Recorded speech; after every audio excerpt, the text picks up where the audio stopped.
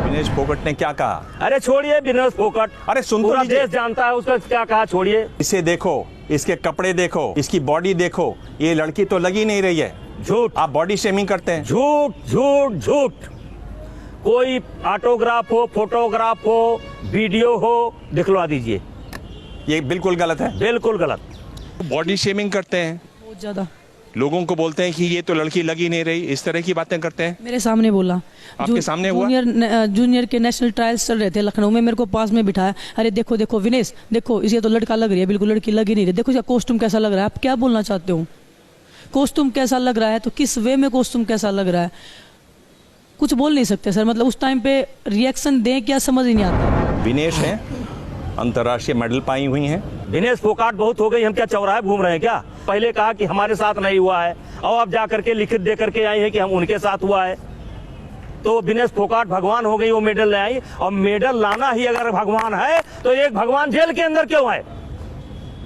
वो दो मेडल लाया था। मेडल लेना मानक नहीं हो सकता है कि आपके देश के नाम नहीं बताते हैं, ऐसे छोड़ देते हैं। कानून को तोड़ दीजिए, आप संविधान को मत मानिए, आप सुप्रीम कोर्ट को मनाइए। मैं तो चंद्र खिलौना नहीं हूँ, मैं तो चंद्र खिलौना नहीं हूँ। ऐसे चंद्र खिलौना मिलता है? आपको मैं कोट करना चाह रहा था जब मेरी बातचीत में, तो उन्होंने कहा कि विनेश फोगाट कोई भगवान थोड़ी है, मेडल ले आई तो क्या वो भगवान है? क्या इस तरह से वो आप लोगों से भी बातचीत करते हैं? सेम डिट्टो लैंग्वेज होता है। कोई भी लड़की, ए तू इधर आ, क्या कर रही थी तू, क्या बोल रही थी, ए इसको थप्पड़ी मारो, इसको यहाँ से भगाओ, गालियां देना क्लियर। नेशनल चैंपियनशिप हो रही है, पूरी मीडिया भी उधर है, गाली दे रहा है कि इस कोच को भगा के मारो, कोच को मारने को भाग रहा है। तो वो बदतमीजी का एक लेवल उसका, मतलब उन्होंने, उनकी कोई लाइन ही ड्रॉ नहीं थी कि कहाँ पे लाइन ड्रॉ करनी है। उनको खुद को ही नहीं पता था कहाँ पे लाइन है मेरी। वो अपने की मैं ही भगवान हूँ, वो खुद को भगवान माने बैठे हैं कुश्ती का। कभी आपने अंदर झांक के देखा कि हुआ क्या ये? मैंने अंदर जा करके देखा। मैं आपसे पूछना चाहता हूं, इनके ही साथ घटना क्यों घटती है, दूसरे के साथ क्यों नहीं घटती? और हरियाणा के एक अखाड़े और एक फैमिली के छोड़ करके बाकी हरियाणा वालों के साथ घटना क्यों नहीं घटती है? एक बात वो कहते हैं कि हरियाणा के ही रेसलर हैं, एक ही अखाड़े के रेसलर हैं, एक ही फैमिली के रेसलर हैं। एक कुश्ती है, ये एक परिवार है और हम इस परिवार के सदस्य हैं। 7 लड़कियों ने कंप्लेंट दी है, चाहे वो कहीं से, हम उनकी नहीं बताएंगे वो कहाँ से हैं, लेकिन जो वो बोल रहे हैं कि एक परिवार है, मैं उनके परिवार की बता देता हूँ आपके माध्यम से सभी देशवासियों को।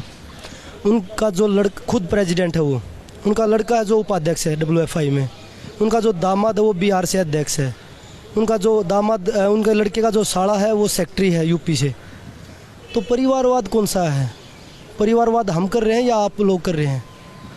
उसके घर में WFI का जो ऑफिस है, ये बताइए कि भाई कोई भी रेसलिंग फेडरेशन या कोई भी फेडरेशन है किसी भी आदमी के घर पे है, और वो भी मेंबर ऑफ पार्लियामेंट के घर पे है। 15 दिन पहले तक आप मेरे पास आते थे, आप फोटो खिंचा करके गए हो और मेरी तारीफ करते थे, और 15 दिन के अंदर आपको इतना लगा। 12 साल के अंदर इनके साथ कुछ भी हुआ हो तो कोई एक एप्लीकेशन इनकी पुलिस के पास हो, सरकार के पास हो, सीधे जंतर मंतर चले गए और हम इस्तीफा दे दें। मैंने इनसे बात किया ब्रजभूषण से, वो यही कह रहे हैं कि इन लोग 12 साल तक क्यों नहीं बोले।